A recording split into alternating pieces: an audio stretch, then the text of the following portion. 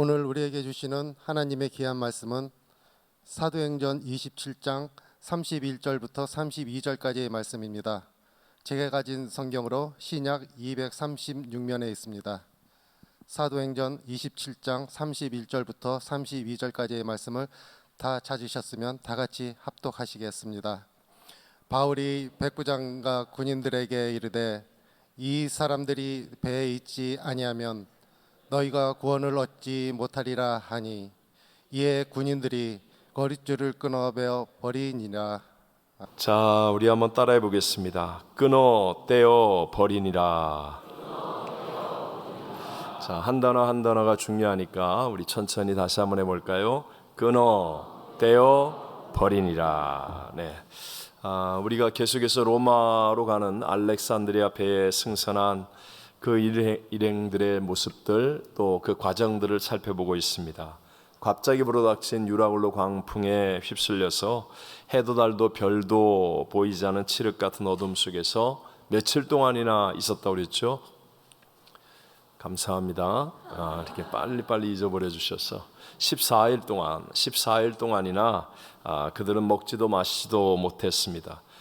결국은 목숨같이 귀중하게 여기는 모든 그 선주의 물건을 실어나러 장사하는 사람들의 모든 것들을 다 바다에 내버리고, 그리고 선원들에게 그 귀중한 장비들까지 다 바다에 내버려도 상황이 호전될 기미가 보이지 않자 그들은 이제 구원의 여망마저 상실한 절망에 빠진 상태가 되었다라는 것을 보았습니다. 그때 그 276명 가운데 가장 작은 자, 약한 자, 노쇠하고 죄수의 신분으로 보잘것없어 보였던 그 바울이 일어나서 하나님께 주신 말씀을 믿음으로 담대하게 선포합니다.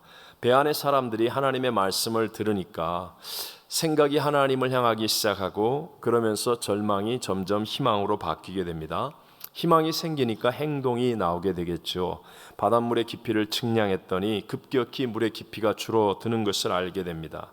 그러니까 어딘가인지는 잘 모르겠지만 캄캄하여 도대체 아무것도 볼 수 없는 상황이니까 지금 어디인지는 모르겠지만 육지가 가까워지고 있다는 확실한 증거였기 때문에 한밤중에 배가 암초에라도 걸리지 않도록 하기 위해서 능숙한 선원들이 배 뒤쪽으로 가서 배 안에 있는 4개의 닻을 다 내려서 배를 정박시킨 채 이제 날이 밝아지기를 기다리고 있습니다. 그런데 선원들이 말입니다, 이제 살 수 있다는 그런 어떤 확신이 생기니까 이제 무치 가까워졌구나, 이제 우리가 이 유라굴로 광풍 속에서 살아날 수 있겠구나, 이런 것들이 확인되어지니까 놀랍게도 육신의 생각이 그들을 주장하기 시작하는 거예요. 혹시라도 우리가 이렇게 기다리다가 예측하지 못한 어떤 돌발적인 변수가 생기면, 무슨 사고라도 당하게 된다면 배에 승선한 사람이 무려 276명이나 되는데 그 많은 사람들이 다 무태 이룰 수 있을까? 뭐 이런 의심, 또 여러 가지 복잡한 합리적인 생각들, 이런 것들이 드는 거예요. 그래서 그들은 아무도 모르게 자기들끼리만 도망쳐서 살기로 생각하고 배 앞쪽으로 살며시 가서, 그래서 몰래 거룻배, 그러니까 구명정이라는 거예요. 그 배에 유일하게 하나 있는 구명정을 싹 내려가지고 선원들만 탈출하려고 했습니다. 자, 30절 말씀 같이 한번 읽어봅니다. 사공들이 도망하고자 하여 이물에서 닻을 내리는 채 하고 거룻배를 바다에 내려놓거늘. 자, 바로 그 순간에 또다시 바울이 등장합니다. 그리고 배 안에 있는 백부장과 로마의 군인들을 향하여 말합니다. 다 같이 31절입니다. 바울이 백부장과 군인들에게 이르되 이 사람들이 배에 있지 아니하면 너희가 구원을 얻지 못하리라 하니. 쉽게 설명하면 이렇게 억지로 좀 비유로 얘기해 볼까요? 276명이 탄 비행기가 갑자기 날고 있는데 엔진에 이상이 생겼어요. 이제 비상 착륙이라도 해야 할 판인데 아주 굉장히 위급한 상황이 된 거죠. 근데 조종사와 부조종사는 낙하산을 타고 비상 탈출을 하면 자기들만은 확실히 살 수 있는 상황입니다. 하지만 남은 승객들은 어떻게 합니까? 비행기 조종을 할 줄을 알아요? 뭐 어떻게 해? 그냥 추락해서 다 죽는 것밖에 없겠죠. 이런 상황에서 이제 조종사하고 부조종사가 몰래 자기들만 살겠다고 낙하산을 메고 비상 탈출을 하려고 하는데 바울이 딱 나타나서 저놈들 붙잡아라 이렇게 된 거예요. 그래서 어쩔 수 없이 낙하산을 다 버리고 이제 꼼짝없이 비행기와 함께하는 운명이 되어서 조종사와 부조종사가 죽을 힘을 다해서 비행기를 비상 착륙시켜서 다 살게 되었다. 뭐 말도 안 되는 얘기 같지만 그러나 이 얘기하고 똑같은 얘기예요. 이 큰 배에 어떻게 할 줄 아는 사람 아무도 없는데 선원들만 탈출해버리면 나머지는 다 죽는 거거든요. 그래서 저들이 가면 안 된다라고 외치는 거예요. 그러자 32절 다 같이 이에 군인들이 거룻줄을 끊어 떼어 버리니라. 그러니까 군인들이 나타나서 그 구명정을 연결하고 있던 그 줄을 끊어 버리는 거예요. 저는 이 성경을 읽다가 묵상하다가 정말 이 성경 말씀이 너무 크게 마음에 와서 닿았습니다. 여러분, 그냥 군인들이 거룻줄을 끊었다고 해도 되는 것이고요, 아니면 떼어버렸다 해도 되는 것이고요, 아니면 그냥 버렸다 그래도 되는데 무려 3번이나 반복하여서 다른 동사를 사용하여 문장을 만듭니다. 끊어, 떼어, 버리니라. 무엇 때문이겠습니까? 하나님의 뜨거운 마음, 간절한 마음을 강조하기 위함이에요. 강조하기 위함. 우리말 끈다로 번역된 헬라어 동사 아포콥토라고 하는 말은 말 그대로 끊다, 절단하다라는 의미입니다. 또 떼다라고 번역된 헬라어 동사 에크핍토는 떨어지다, 떼어버리다라는 뜻입니다. 그리고 우리말 버리다로 번역된 에아오라는 헬라어는 내버려 두다라는 그런 의미입니다. 그러니까 여러분, 같은 의미의 동사를 3번씩이나 반복하여 사용하고 있는데 한번 여러분 상상해 보십시오. 이제 바울이 이 사람들이 배에서 없으면 우리 이 큰 배에서 다 죽는다. 그러니까 백부장과 로마 군병들이 신속하게 가서 그 구명절을 묶고 있는 거룻줄을 잡았을 거예요. 일단의 군인들이 위아래로 그냥 거룻줄들을 딱 붙잡고, 그리고 뭔가 대표되는 듯한 군인이 칼을 뽑아가지고 그 거룻줄을 사정없이 내리치는 겁니다. 그래서 그 거룻줄이 딱 끊어지겠죠. 그러자 거룻줄을 붙잡고 있던 그 군인들이 그 절단된 끊어진 거룻줄을 그냥 사정없이 바다를 향해 내어버리는 거예요. 그러니까 거룻줄에 함께 있던 구명정이 그냥 배에서부터 떨어져 나가서 하나밖에 없는 구명정이었지만 배와 분리되어서 이제 바다에 다 사라져버리고 말게 된 것이죠. 자, 그런데 여러분, 오늘 성경을 통해서 우리가 가슴속에 새겨야 될 정말 중요한 것, 그것은 이렇게 구명정을 끊어 떼어 버리고 난 후에 놀라운 하나님의 은혜의 역사들이 일어났다는 것이에요. 성경은 이걸 말하고 있는 거예요. 끊어 떼어 버리고 나니까 그 다음에 정말 하나님이 역사하신, 하나님만이 하실 수 있는 놀라운 역사들이 일어나게 되었다. 먼저 다른 무엇보다도 그 큰 배 안에 있었던 276명이 다 한 사람도 상하는 사람 없이 구원을 받게 되었다. 누가 하신 일이에요? 하나님. 이건 뭐 선원이나 선장이 할 수 있는 일이 아니고 하나님이 하실 수 있는 일이에요. 당시에 또 멜리데 섬에 이 배가 무사히 잘 가게 되었는데 그 섬 안에 있었던 원주민들조차도 하나님의 기적들, 하나님의 신유의 역사들을 체험하면서 겨울을 지내는 3개월 동안에 그 멜리데 섬 안에 있는 원주민들과 276명이 하나님의 기적과 은혜 안에서 잘 지낼 수 있게 되었다. 사도행전 28장 다음 장으로 넘어가서요. 우리 쭉 나오지만 9절과 10절만 한번 읽어보겠습니다. 이러므로 섬 가운데 다른 병든 사람들이 와서 고침을 받고 예로 우리를 대접하고 떠날 때에 우리 쓸 것을 배에 실었더라. 그냥 276명이 다 구원받고 바울 때문에 성 안에 있는 병자들이 다 치료받고 하나님의 기적과 역사하심을 체험하고 구원받는 사람들이 다 되어지고 배가 떠날 때에는 그 동안에 후하게 대접했을 뿐만 아니라 쓸 것을, 배에서 그동안 다 버렸던 것까지 쓸 것을 다 배에 실어 주었더라. 누가 하신 역사예요? 하나님. 뿐만 아니라 로마에서도 이제 바울의 이와 같은 소식들을 듣게 됩니다. 그래서 바울이 로마에 도착했을 때 복음을 전파하는 사역에 더 놀라운 하나님의 은혜가 함께하는 일들이 일어나게 되더라는 사실을 이제 나머지 27장과 28장을 통해서 말씀하고 있습니다. 자, 여기서 중요한 거죠. 끊어 떼어 버리니라. 쉽게 말하면 나를 중심으로 생각하는 생각, 즉 나만 살겠다고 하는 이기심, 나에게 속해 있는 염려, 근심, 분노, 이런 모든 것들, 이런 것들을 끊어 떼어 버렸기 때문에 하나님의 위대한 역사는 일어나게 된 줄로 믿습니다. 이게 중요한 거예요. 이게 중요한 거예요. 왜 우리가 교회에서 not I but Christ를 강조합니까? 여러분, not I가 되어야 된다니까요. 내게 속한 거 있잖아요. 뭔가 하나가 되지 못한 채 나라는 울타리를 딱 가지고 나한테 나 이러면서요, 뭘 해도, 예를 들어 운동을 해도 이게 한 팀이 막 이렇게 하나가 돼야 되는데 나는 나 이러고 있으면, 그러면 그게 뭐가 이렇게 작품이 만들어지겠어요? 뭘 하든지, 하물며 우리 하나님의 새 역사는 우리의 차원을 뛰어넘는 일이잖아요. 내 차원을 뛰어넘는 크고 놀라운 은혜의 일들을 내게 누리게 만들어 주시는 것이기 때문에 먼저 반드시 우리에게 있어야 되는 건 not I. 바로 이거예요. not I, 이게 이루어지면 그 다음에 죽음도 이기고 부활하신 예수 그리스도가 주인 되는 우리의 생각과 수준을 뛰어넘는 하나님의 놀라운 은혜의 역사들이 우리의 인생에도 펼쳐지게 될 줄로 믿습니다. 지난번에 여러분, 우리 유능과 전능에 대해서 우리 함께 말씀을 나누었던 것 기억하십니까? 감사합니다. 그래도 기억한다고 대답하는 용감한 분들 때문에 유능과 전능 얘기했잖아요. 사람이 아무리 노력하고 잘해도 그걸 뭐라 그래요?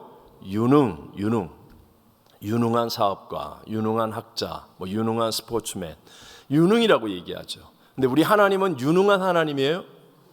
아니, 하나님은 전능하신 하나님, 죽은 자도 살리고 없는 것도 있는 것처럼 부르시는 창조주이시며 전지전능하신 하나님. 하나님에게는 능치 못함이 있다 없다? 없다. 우리가 생각할 때는 끝장이다, 안 된다, 할 수 없다 이렇게 얘기하지만, 그러나 하나님이 보실 때는 뭐가 안 된다는 거예요. 하나님을 사랑하는 자 곧 그 뜻대로 부르심을 입은 자들에겐 어떤 것도 모든 것이다. 그 모든 것 안에는 거의 대부분이 잘못된 거, 안 되는 거, 그런 것들이에요. 거의 다 할 수 없고 안 되고 망하고 망치고 이런 모든 것이 다 합력하여 무엇으로 바뀌어진다? 선으로 바뀌어진다. 요셉이 이길 수 있었던 이유는 바로 당신들은 나를 헤아려 했으나 하나님은 그것을 바꾸어 선으로 바꾸사, 이 믿음 때문에 요셉은 이기는 자가 된 거 아닙니까? 하나님은 전능하신 하나님이거든요. 전능하신 하나님이 나를 통해서 역사하시려면 반드시예요, 반드시. 내가 깨어지지 않으면, 나의 한계라는 울타리 안에 묶여 있으면, 내 감정, 내 기분, 내 분위기, 내 생각, 내 고집, 내 계획, 내 생활, 나라고 하는 이 한계에 갇혀 있으면, 여러분, 선원들이 자기들이 갖고 있는 전문적인 지식, 또 살고자 하는 마음, 여러 가지 복잡하지만 그러나 여러 가지 생각들을 가지고 선원들이 마음을 아파요. 자기들만 살고자 했는데, 만약 그랬다면 정말 합력하여 선을 이루신 하나님의 그 아름답고 위대한 역사들 일어나지 못했을지도 몰라요. 바울 하나는 살았겠지만 정말 아름답고 위대한 선한 역사들은 만들어지지 않았을 거예요. 근데 끊어 떼어 버리니라. 이제 다 끊어 떼어 버렸어요. 그러니까 이제 배에서 하나가 되는 거예요. 배에서 나다이가 되어야 그리스도가 하나가 되는 것처럼 끊어 떼어 버리니까, 그러니까 배에서 하나가 돼서 우리 하나님이 예비하고 계획하신 크고 놀라운 일들을 이루게 된 줄로 믿습니다. 자, 이렇게 여러분, 끊어 떼어 버려서 하나님과 함께 하려면, 그러려면요, 합리를 뛰어넘어 섭리로 일하시는 하나님을 믿어야 합니다. 자, 잘 생각하세요. 무엇을 뛰어넘어? 합리를 뛰어넘어서 무엇으로? 섭리로 일하시는 하나님을 믿어야 돼요. 우리 믿음의 조상 아브라함으로 한번 생각해 봐요. 이게 성경에 이렇게 나오지 않지만 유대 전승에 나오는 겁니다. 왜냐하면 이제 아버지 데라가 우상을 섬기는 갈대아 우르 땅에 살았다라는 성경이 있기 때문에 그걸 가지고 아마 유대 전승이 이렇게 자기들이 이야기를 만들어냈겠죠. 유대 전승에 따르면 아버지 아브라함의 믿음의 조상 아브라함의 아버지 데라는요, 당시에 가장 발달된 대도시 갈대아 우르에서 살았잖아요. 근데 거기에서 인기는 우상을 만드는 사람이었다. 세상 가운데 그래서 잘 나가는 사람이었다라고 이제 전승에는 이렇게 얘기합니다. 그런데 그런 아버지와 함께 살고 있는 아브라함에게 어느 날 하나님께서 나타나셔서 말씀하는 거예요. 우리 너무 잘 아는 우리 창세기 12장 1절만 같이 한번 읽어볼까요? 여호와께서 아브라함에게 이르시되 너는 너의 고향과 친척과 아버지의 집을 떠나 내가 네게 보여줄 땅으로 가라. 아멘.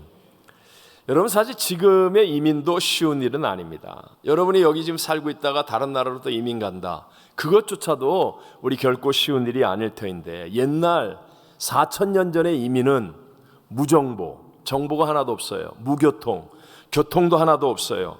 무보호, 보호할 수 있는 게 아무것도 없어요. 무법천지, 가다가 뭐 강도를 만나든 짐승떼를 만나든 도무지 뭐 아무것도 없어요. 그러니까 이건 거의 목숨을 거는 일과도 같이 위험한 일이었죠. 그러면 여러분, 아내 데리고 조카 롯 데리고 잘 살고 있는 거예요. 지금 인기 좋은 거예요. 편안한 거예요. 욕먹는 거 아니에요. 지금 굉장히 인기도 좋고 잘 살고 있고 편안하고 잘 나가고 있는데, 그런데 떠나라는 거예요. 합리로 따지면 떠나는 게 합리적이에요? 대답해봐요. 합리적이지 않습니다. 그런데 섭리를 믿는 거예요. 하나님의 섭리를 믿는 겁니다. 하나님이 떠나라고 말씀하셨으니까 하나님의 놀라운 계획이 있음을 믿고 합리가 아니라 섭리를 따라가는 거예요. 그러니까 여러분, 아브라함의 인생 보십시오. 아니, 한 사람이 어떻게 이렇게 아름다운 인생이 됩니까? 믿음의 조상 아브라함, 인류 역사상 가장 많은 믿음의 후손들을 만든 사람, 아브라함보다 더 많은 후손을 만든 사람은 없습니다. 유대교도 조상이 아브라함, 이슬람교도 조상이 아브라함, 기독교도 우리는 믿음의 조상이 아브라함. 얼마나 위대한, 정말 그의 자손이 하늘의 별처럼 땅의 모래처럼 많은 모든 열국의 아비가 되는 아브라함. 여러분, 이런 은혜와 이런 역사가 어떻게 일어납니까? 이것은요, 하나님의 섭리를 따를 때, 그때 자기를 떠날 수 있는 사람, 나다이가 될 수 있는 사람, 항상 나다이에 머물러서, 어떤 사람은 똑같이 예배를 드리는데 왜 찬송가를 그걸 불러요? 이렇게 얘기하는 사람이 여러분 있다니까요. 이 담임 목사가 잘 참아서 그렇지, 아유 정말 다 은혜 받은 예배인데 예배 다 끝난 다음에 목사님 왜 찬송가를 그런 걸 불러게 해요? 뭘 불렀는데? 그 준비 찬송할 때 그런 걸 불렀어요. 다 은혜 받았는데? 근데 자기만 극단적인 예예요. 극단적인 예. 이게 나다이가 안 되는 거예요. 나다이가 안 돼. 나다이가 안 되면 다 은혜 받는데 하나님의 그 역사 속에서 놀라운 새 역사의 은혜를 누리지 못하는 거예요. 여러분, 하나님은 유능이 아니라 전능이라는 것 믿게 되시기를 바랍니다. 네. 또 우리 구약 시대에 보면 구약에 전쟁을 합니다. 전쟁을 하는데 병거와 말을 의지하는 사람과 여호와의 이름을 자랑하는 사람, 여러분 누가 더 합리적입니까? 전쟁을 하는 거예요. 여러분은 다 믿음이 좋으니까 벌써 답을 알지만, 자, 전쟁을 하는 거예요. 전쟁을 말과 병거를 의지하는 사람과 여호와의 이름을 자랑하는 사람, 누가 더 합리적입니까? 당연하죠. 말과 병거를 의지하는 사람이 합리적이죠. 지금 앞에 막 10만 명이 넘는 적군이 와서 다 죽이겠다는 거예요. 내 가족과 아내와 자식을 다 죽이겠다는 거예요. 그렇게 다 죽이겠다고 하는데 병거와 말은 준비 안 하고 여호와 이름만을 자랑한다고 그러면 미친놈이라고 그러죠. 합리적인 생각으로 보면 미친놈이죠. 그런데 여호와 이름을 자랑하는 섭리를 의지하는 사람이 이긴다라고 성경은 말하는 거예요. 함께 한번 시편 20장 7절과 8절만 읽어보겠습니다. 어떤 사람은 병거, 어떤 사람은 말을 의지하나 우리는 여호와 우리 하나님의 이름을 자랑하리로다. 그들은 비틀거리며 엎드러지고 우리는 일어나 바로 서도다. 아멘. 이런 거죠. 막 요새 그냥 기후 변화가 일어나서 막 날씨가 피곤합니다. 뭐 갑자기 일이 생겨서 몸이 연약합니다. 근데 특세를 한다는 거야. 특세에다가 또 헌신 예배까지 한다네. 거기다가 뭐 VBS도 한대. 그 다음에 또 청소년 연합수련회 봉사도 하래. 말과 병거를 의지하는 사람의 생각으로 보면 이게 합리적입니까? 미친놈들이지. 근데 우리는 여호와 이름을 자랑합니다. 그래서 나와서 피곤함에도 여호와 이름을 자랑하고 연약함에도 여호와 이름을 자랑하는 섭리 안에 거합니다. 이 섭리 안에 거하면 시간이 지나면 나중에 누가 일어날 것 같습니까? 나중에 시간이 지난 다음에 일어나는 사람은요, 합리적인 사람이 아니라 섭리를 붙잡는 사람이 이기는 자가 될 줄로 믿습니다. 자, 이런 얘기를 하면 혹시 이 자리에서 목사님, 나는 내가 아브라함입니까?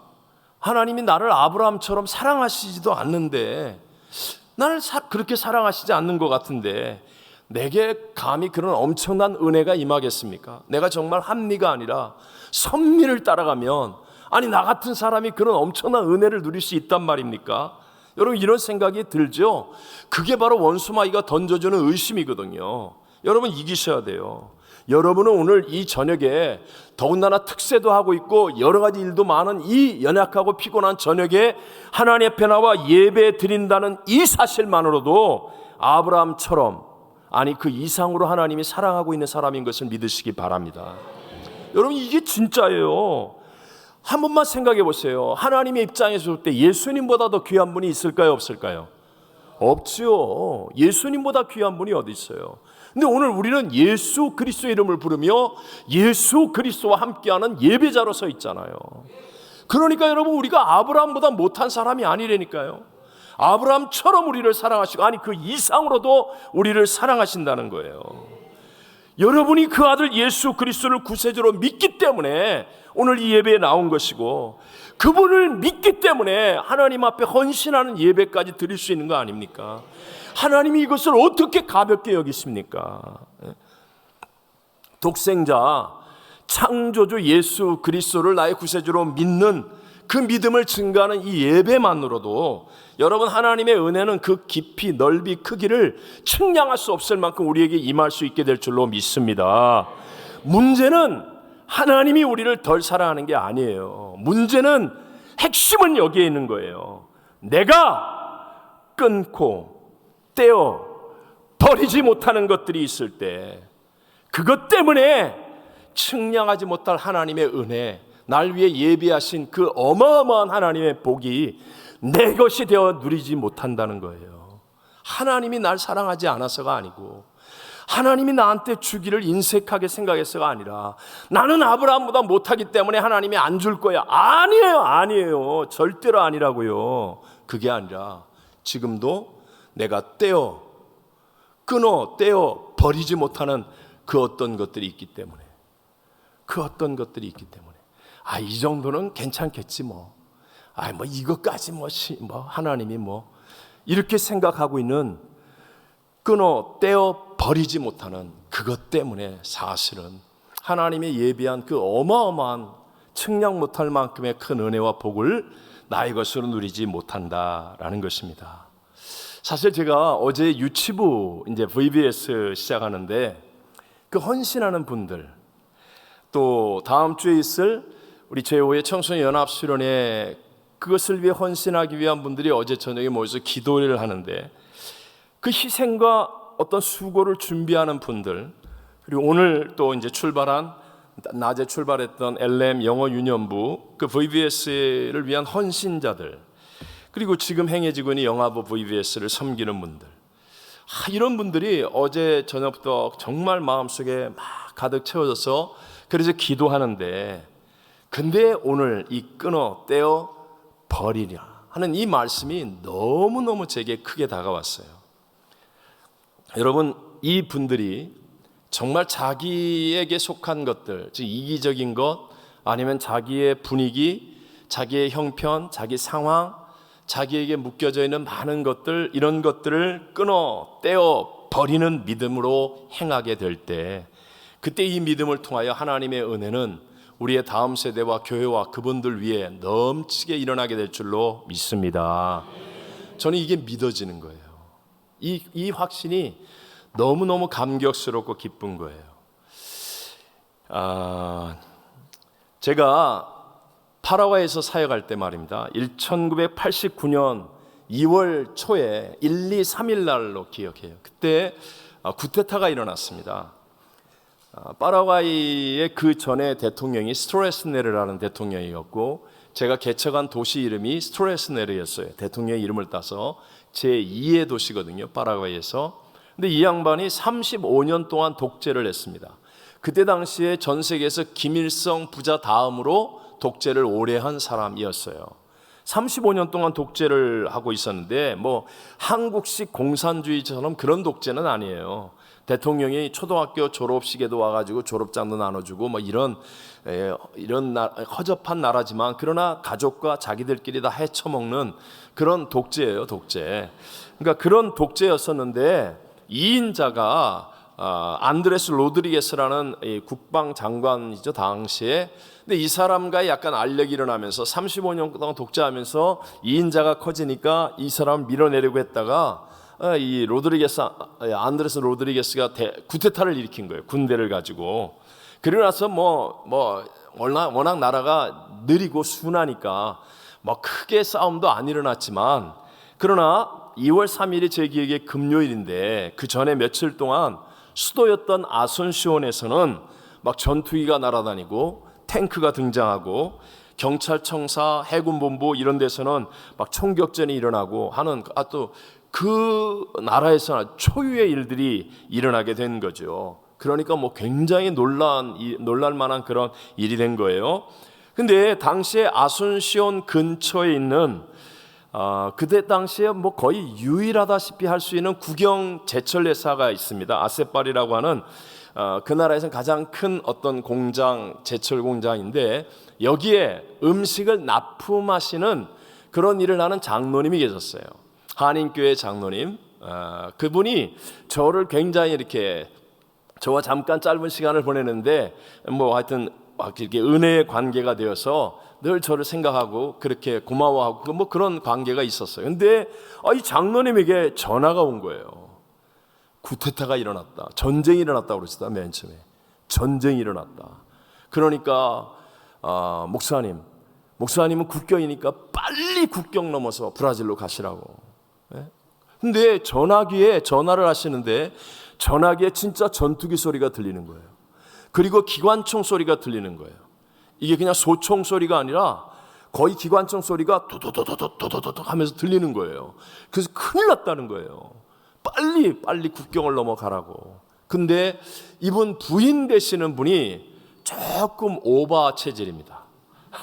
그래갖고 아직까지 집사님이었는데 굉장히 오바를 잘하세요. 전화하게 되고 빨리 가라고, 큰일 났다고, 한국 사람 다 찔러 죽인다는 거예요.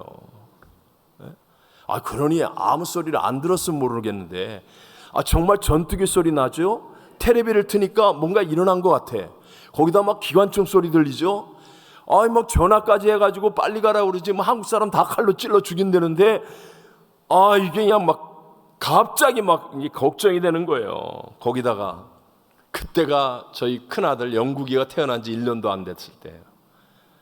옆에 그 아기가 있는데 자꾸 아내 얼굴, 영국의 얼굴이 막 떠오르면서, 야, 이거 가야 되나. 그랬더니 우리 교인들이 막 동료가 일어나는 거예요. 목사님, 빨리 가야 된다고. 저기 보라고. 이렇게 아파트에 올라가서 보니까 국경에서부터 국경을 넘어가려는 사람은 못 넘어가게 하고 차만 넘어가게 하는 것 같아요. 차량이 쫙 줄을 서 있는 거예요. 국경을 넘어가려고. 이게 난리 난 거예요, 진짜로. 그러니까 저거 보라고 빨리 가셔야 된다고, 빨리 가자고 전화하지요. 또 우리 안수 집사님은 막 차 몰고 와가지고 목사님 타라고, 여기 타라고. 어떻게 하려고 그러냐, 타라고. 야, 근데요 진짜 순간적으로 막 여러 가지 헷갈리더라고요. 근데 그때 이게 진짜 하나님 나라를 위한 일인가, 이게 내가 살기 위한 일인가, 뭐 이런 여러 가지 생각하면서 결국 안 갔어요. 정말 아슬아슬했지만 그날 저녁에 성전에서 기도하면서 사실 굉장히 무서웠어요.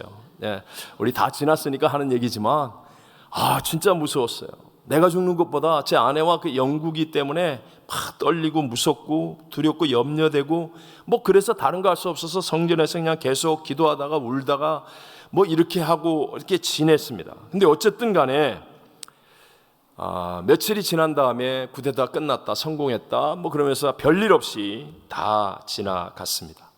그때 저도 진짜 위기가 다가오니까, 문제 어려움이 땅 하고 생기니까 내 생각, 나 살겠다는 마음, 내 가정을 먼저 챙기고 싶은 마음, 이게 떼어 버리는 게 정말 쉽지 않다는 걸 깨달았어요. 근데 정말 하나님의 자비와 긍휼이죠. 자비와 긍휼로 그래도 제가 안 갔어요.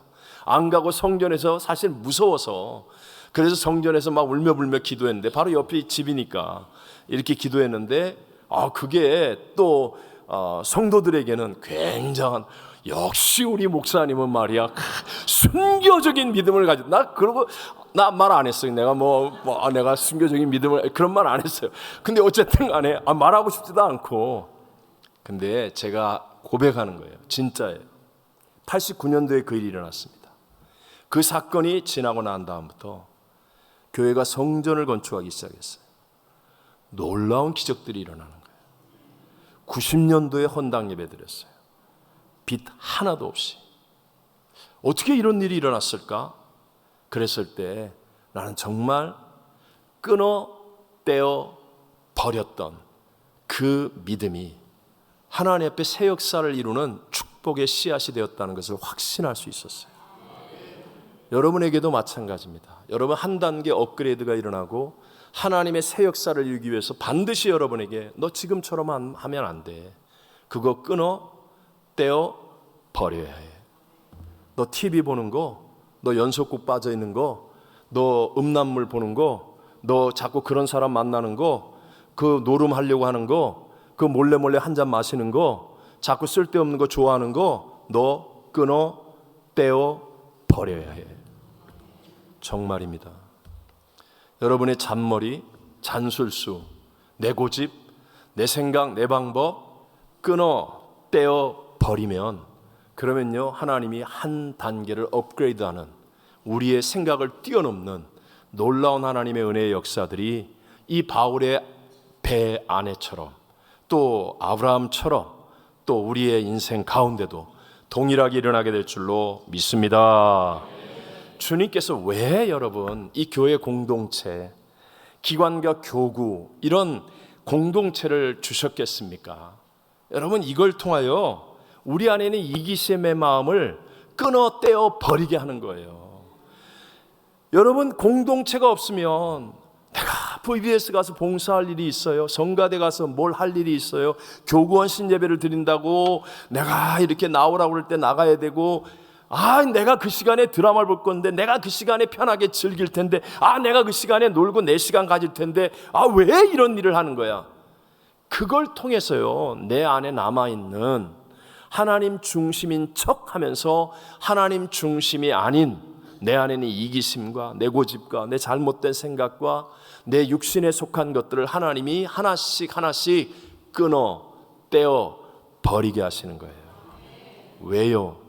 하나님은 저와 여러분의 삶에 더 크고 놀라운 일을 이루기를 원하고 계시기 때문인 줄로 믿습니다. 하나님은 살아 계십니다. 그 하나님이 저와 여러분을 복되게 하시고 우리의 자손들을 일으키실 것을 우리 꿈꾸며 바라봐야 합니다. 그리고 우리가 해야 할 일은 그 하나님의 은혜 안에서 떼어 버려서 not I but Christ 반드시 이 자리에 가는 저와 여러분 다 되시기를 주의 이름으로 축원합니다. 축원합니다.